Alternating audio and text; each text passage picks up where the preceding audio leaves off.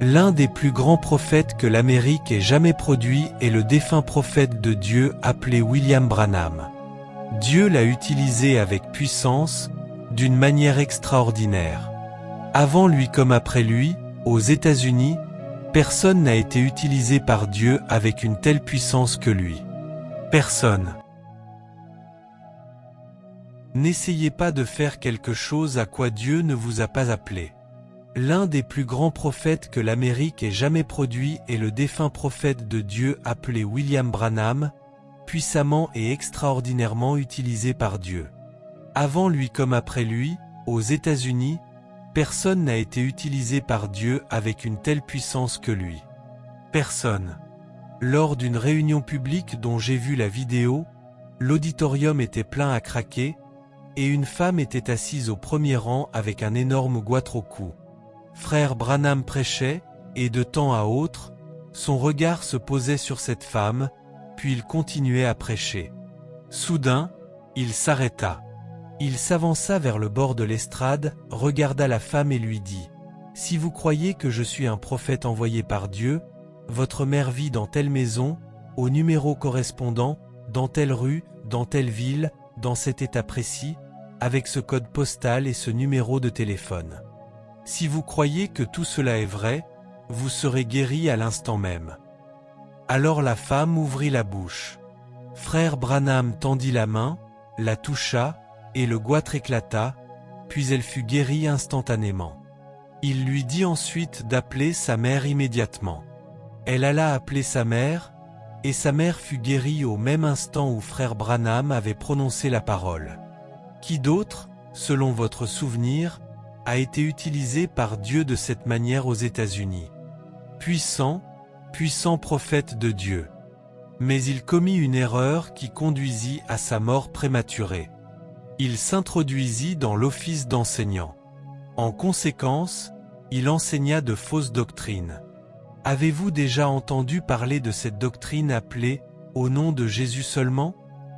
Elle a été apportée par lui, et Dieu l'avait averti. Je veux dire à travers d'autres hommes de Dieu, vous êtes prophète, pas enseignant, donc n'enseignez pas. Mais le ministère d'enseignement, ou le réveil de l'enseignement, était en train de monter vers la fin de sa vie. C'était donc quelque chose de populaire. Vous savez, des gens comme Kenneth Hagin étaient en train d'émerger à cette époque, et le réveil de l'enseignement devenait populaire. Alors, si vous voulez faire partie du courant populaire, que faites-vous? Vous rejoignez? Non, plus que rejoindre, copier-coller. Utilisons le langage d'aujourd'hui, copier-coller. Vous copiez le ministère de quelqu'un et vous le collez sur le vôtre. C'est cela qu'on appelle copier-coller, parce que vous n'avez pas cet appel. Vous faites du copier-coller. Il fut averti par 3 hommes de Dieu. Dieu leur parla et leur dit d'aller l'avertir. Mais il ne voulut pas écouter. L'une des raisons était à cause des flatteurs qui l'entouraient. Ceux qui l'entouraient nourrissaient son ego et le gonflaient. Allez, monsieur, vous pouvez le faire. Parce que lorsque vous commencez à enseigner de cette manière, davantage de gens viennent. Et davantage de gens, cela signifie plus d'argent, plus de revenus. Alors, tristement, il ne prêta pas attention aux avertissements qui lui furent donnés, et finalement le Seigneur envoya un dernier avertissement. Un dernier avertissement n'est plus vraiment un avertissement, c'est un jugement. Je vais le retirer. Et il mourut tragiquement dans un accident de voiture le jour de Noël. Voyez, n'empiétez pas sur le mauvais office.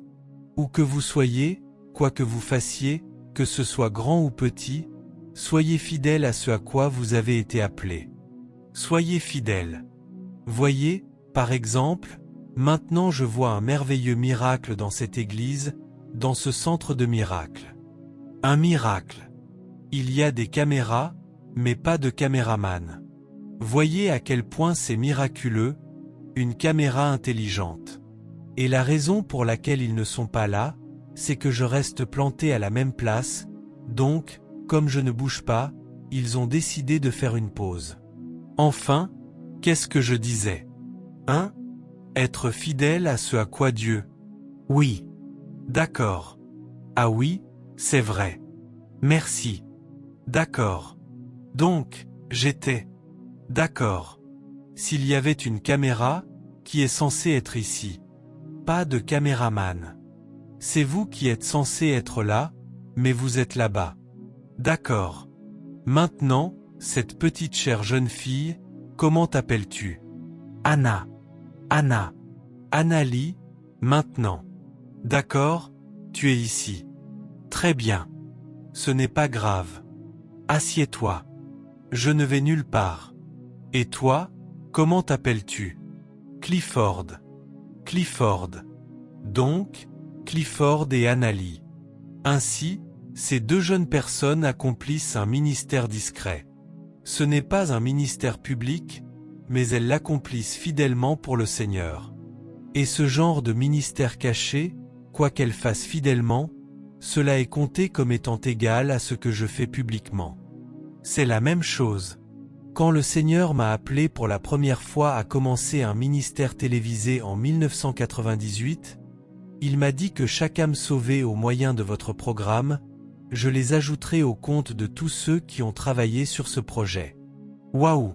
Ce qui veut dire que le caméraman, l'homme à l'éclairage, le technicien du son, le monteur vidéo, puis le prédicateur, je ne reçois pas toutes les âmes à moi seul. Cette seule âme est répartie entre les 5, parce que chacun a travaillé à la production du programme télévisé. Le public voit mon visage. Alléluia! Mais avant qu'il puisse voir mon visage, le caméraman doit me filmer. Oui. Oui. C'est vrai. Et les techniciens du son doivent s'assurer que mon audio est audible. Amen. Ils doivent s'assurer, vous savez, que le niveau de ma voix, s'il est plus bas, soit relevé, et ils doivent aussi veiller à ce que ces haut-parleurs ne vous renvoient pas de l'arsène. Quel travail difficile, vous savez. Et vous voyez, ils sont assis fidèlement dans cette pièce en coin, et aucun d'entre vous ne connaît ces saints qui se tiennent cachés dans ce coin et qui accomplissent un ministère pieux et saint. C'est un grand ministère. Et puis il y a tous les charmants anges qui sont venus recueillir l'offrande. Ils ont simplement, discrètement, apporté le panier à l'avant. Ils ont laissé le panier à l'avant. Ils sont retournés à l'arrière. Puis, une fois l'offrande recueillie, ils doivent rapporter le panier là où se trouve l'endroit caché pour le garder en sécurité des voleurs. On ne sait jamais, il y a aussi des voleurs dans l'église. Non, c'est scripturaire. Le Seigneur Jésus n'a-t-il pas dit: « Vous avez fait de ma maison une caverne de voleurs » Vous voyez, lorsque vous êtes fidèle dans ce petit travail, cela équivaut à un ministère public, vous qui êtes cachés, parfois plus glorieux encore qu'un ministère public. Donc, ce qui compte, ce n'est pas l'importance de l'œuvre que vous accomplissez, mais avec quelle obéissance et quelle fidélité vous accomplissez cette œuvre. Alléluia. Amen. Un jour, le Seigneur m'a donné une illustration comme celle-ci. Un évangéliste qui prêche dans les villages en Inde va de village en village. Ils se tiennent à un coin de rue et prêchent à une foule de peut-être 10 ou 20 personnes. J'ai fait cela au début de mon ministère. Vous savez, une petite foule de 10 ou 20 personnes se rassemble dans une rue, dans un village. Et puis vous avez le regretté grand homme de Dieu, le docteur Billy Graham, qui a prêché à des centaines et à des milliers de personnes. Alors, un jour, le Seigneur m'a posé une question. Il me parlait de la fidélité dans le ministère. Il m'a dit: « Quand Billy Graham prêche à des centaines et à des milliers de personnes, combien de messages prêche-t-il » J'ai répondu: « Un seul, Seigneur. » Et un pasteur de village, lorsqu'il se tient à un coin de rue et qu'il prêche, combien de messages prêche-t-il? J'ai répondu: « Un seul, Seigneur. » Ainsi, ce n'est pas le nombre de messages que vous prêchez qui compte, mais à quel point vous êtes obéissant et fidèle à ce à quoi vous êtes appelé. Dieu a attribué un grand ministère à Billy Graham, et il a été fidèle pour l'accomplir. Dieu a attribué à un pasteur de village la mission d'atteindre ces villages, et il y est fidèle.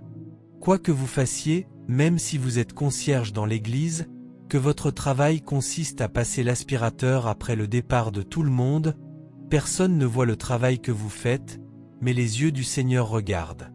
Il regarde la manière dont vous faites ce travail.